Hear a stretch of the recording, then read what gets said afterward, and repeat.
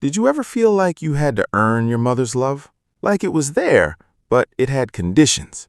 Like no matter what you did, something was always slightly off, slightly not enough.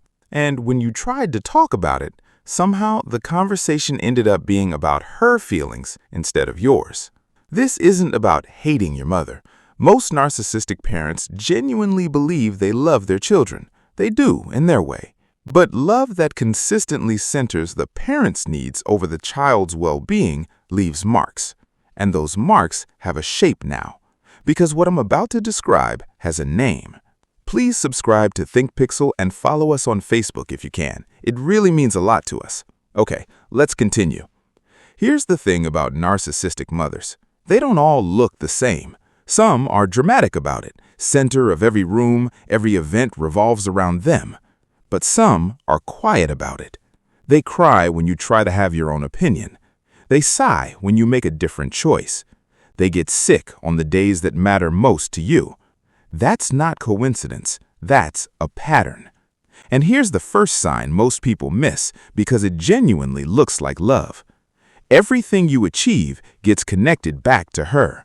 You got the job? I always knew you would. I pushed you so hard. You got into school? I sacrificed so much for this day. Your success becomes evidence of her. Your failure stays yours alone. The second sign, her emotions are always louder than yours. You're upset? She's more upset. You're struggling? She's somehow struggling more. You try to tell her something hard, and 10 minutes in, you're the one doing the comforting. Your feelings are a burden. Hers are a priority. Third, love came with conditions.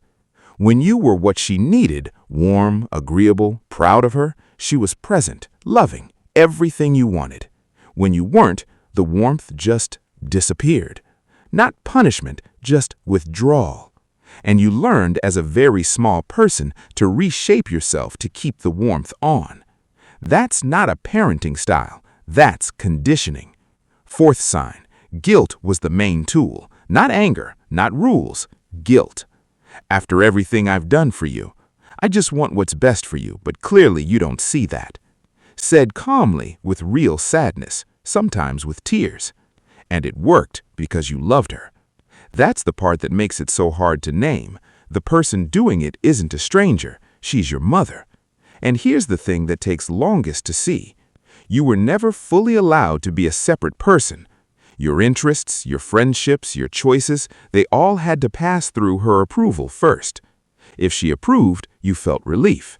If she didn't, you felt guilty for even wanting what you wanted. A healthy parent raises you to eventually not need them.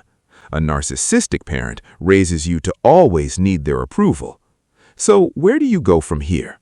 First, stop explaining yourself to yourself. You are not too sensitive. You are not ungrateful. You are not the difficult one. You were a child who needed something consistent.